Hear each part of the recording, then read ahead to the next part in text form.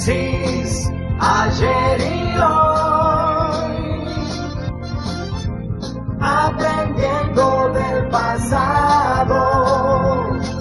Génesis, ayer y hoy. El mes de noviembre tiene el día 20 como el Día de la Soberanía Nacional. Y el peronismo tiene el 17 de noviembre marcado a fuego con el regreso definitivo de Perón a la Argentina. Es decir, ya al final de noviembre empezaba a tomar el calendario títulos bastante trascendentes como aquellos de Soberanía Nacional, regreso de Perón. Es que es casi una misma cosa, porque Perón fue en todo tiempo y en todo momento una palabra sinónimo de la soberanía. Fue un militar que tuvo la determinación de defender lo nacional, de exponer los talentos y capacidades de los argentinos y de realizar en 10 años de gobierno 120.000 obras públicas, nunca igualada por ninguna gestión, ni antes ni después. Y frente a este hacedor, parecería que no hubiera tenido otro tiempo que no fuera el de hacer. Sin embargo, Perón se detuvo a pensar, fue lo que principalmente hizo. Como buen partícipe y conocedor de la filosofía, se metió en ese mundo. De hecho, en Cuyo, organizado por la Universidad de Mendoza, se hizo el primer Congreso Internacional de Filosofía, donde termina saliendo después lo que se llamó la Comunidad Organizada, donde filósofos de todo el mundo escucharon la exposición de Perón en lo que fue para la posteridad la Comunidad Organizada. Aquello que era una síntesis rápida, no breve, pero rápida en cuanto a la historia, de pasar desde distintos órdenes mundiales, se detuvo en el pensamiento de los griegos, en el orden de los romanos, hasta llegar a la fe de los cristianos, para establecer las pautas formativas de una manera analítica que llevarían a conformar lo que fue luego la doctrina social de la Iglesia en la época de León XIII y que Perón asumiera para instalarla en su movimiento político, con una posición absolutamente de soberanía, con una posición de humanismo profundo, de fe cristiana, y llevado a la realización plena en el mundo del pensamiento, en el mundo de la fe y en el mundo práctico del hacer. 120.000 obras públicas no es filosofía, son hechos reales y prácticos del gobierno que más construyó en el país. Ahora, para poder hacer, hay que detenerse primero a pensar y planificar. Perón lo hizo en el Consejo de Posguerra, en el primer plan quinquenal, en el segundo plan quinquenal y en la última presidencia en el plan trienal. Es decir, siempre planificó. La Argentina se ha trasladado de un gobierno a otro con una tremenda improvisación. Se ha improvisado mucho y se ha planificado muy poco. Y entonces, en esa improvisación, se caen verdaderas tumbas ideológicas de las cuales después cuesta mucho salir, porque son teorías muertas, son teorías que ya están para ser enterradas, y se hacen cócteles y se va y se viene, cuando en definitiva lo que Perón había puesto de manifiesto era una manera de analizar y de pensar, pero objetivamente desde un mundo visto con mentalidad argentina. Es decir, Perón hizo que los argentinos tuviéramos el talento de pensar lo que la Argentina debía ser. Y esta realización plena se pudo ejecutar simultáneamente. Entonces, pienso y luego existo, que es una frase de simultaneidad para la filosofía. Aquí en la práctica era así: pienso, planifico y existo. Y en la planificación se hizo el plan trienal, se hicieron 2 planes quinquenales y siempre se supo hacia dónde se iba y qué se buscaba. Hoy no, hoy todo es una gran improvisación.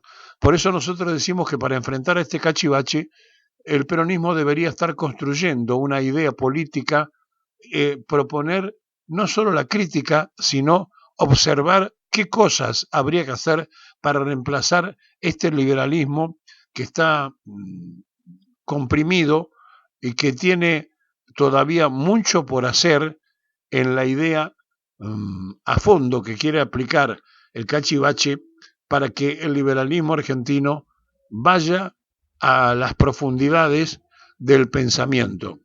Por eso él cree que poniéndole al Centro Cultural Kirchner Sarmiento hace un avance y en realidad lo que hace es un tremendo retroceso de tomar como bandera a un personaje como Sarmiento que no le aportó al país nada más que desidias y donde decía que la Patagonia era chilena y que para qué la queríamos. Y entonces se mete a revisar la historia y dice que así empieza el cambio, poniéndole a un centro cultural que llevaba el nombre del presidente Kirchner, el de Faustino Sarmiento, como si con eso estuviéramos avanzando o adelantando, cuando en realidad estamos atrasando y nos estamos metiendo en uno de los grandes mistificadores de la historia liberal, uno de los grandes mentirosos, depredador del proyecto de soberanía nacional. Y por eso Milei, que admira a Margaret Thatcher, por eso Milei, que cree que Churchill fue uno de los grandes aportantes de las ideas de la política, puede decir que un lugar se tiene que llamar Sarmiento porque él abraza esa idea, abraza esa teoría. Es un empobrecido cultural. No tuvo la oportunidad nada más que de meterse en lecturas liberales ya recitadas que nunca investigó. Jamás se le ocurrió hacerlo.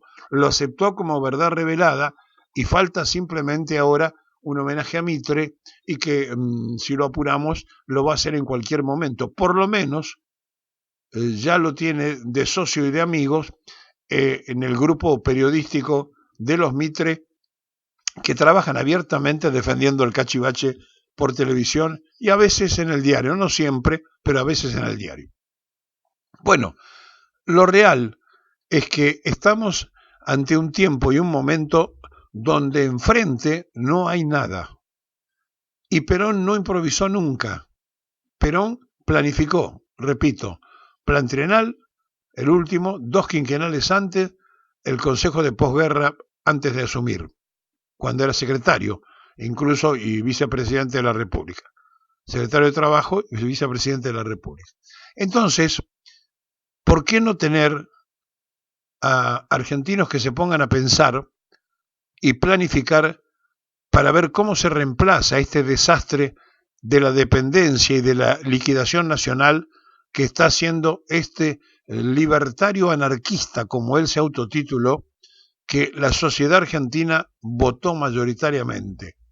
Este personaje que dijo que venía con la motosierra a destruir el Estado, vaya si lo está haciendo, que era un topo, que era un infiltrado y que venía a hacer del Estado todo lo que pudiera para que desapareciera, porque él era un anarcocapitalista. Bueno, seamos claros, está haciendo todo un gran esfuerzo y va consiguiendo los objetivos de destruir cada vez más el Estado. En ese Estado donde estamos todos, los jubilados que la pasen mal, los universitarios que no tengan presupuesto, que se falten los remedios oncológicos, todo eso es parte de la idea del cachivache que tenemos sentado en el sillón de Rivadavia, al que votó la mayoría de la sociedad argentina. No hay que olvidarse esto nunca. Y por lo cual hay que trabajar para dar vuelta a esta realidad intensamente, pero para eso hay que ofrecer proyectos, planes, ideas de construcción y no simplemente diciendo aquí estoy yo, vótenme porque canto la marchita o porque estoy en el Patria y puedo hacer alguna declaración. No, eso no sirve, no alcanza. No vamos con eso a modificar la realidad. Entonces, si no aparecen los proyectos, si no aparecen las ideas, si no se convence a propios y a extraños, si no se vuelve a recuperar los que se dieron vuelta en la confusión, poco vamos a poder hacer, porque la prensa canalla sigue manejando a gran parte de esa opinión que tambalea porque no tiene nada enfrente que sea distinto, porque no se le dice nada más allá de la crítica, y entonces la falta de planificación y de oferta hace que entren en la duda. Siempre planificó consejo de posguerra, primer plan quinquenal, segundo plan quinquenal, plan trienal. Tanto cuesta que se reúnan para sacar por lo menos 10 ideas fuerzas y decirle al pueblo argentino: hay que ir por este camino para la justicia social, para la independencia económica, para la soberanía política, hay que votar en base a estas ideas que tenemos. ¿Tanto les cuesta? ¿Tan difícil resulta? Me parece que no. Me parece que hay una tremenda vagancia intelectual que la tienen que revertir, porque si no, no van a poder dar vuelta a la mayoría de los jóvenes.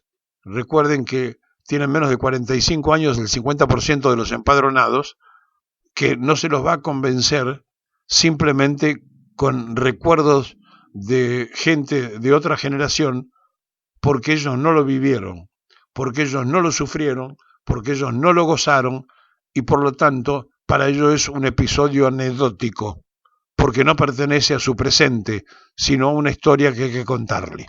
Y con eso no alcanza. Hay que ofrecerle a esa sociedad un futuro. Pónganse a planificar y a decir cómo se reemplaza este desastre liberal por un proyecto nacional.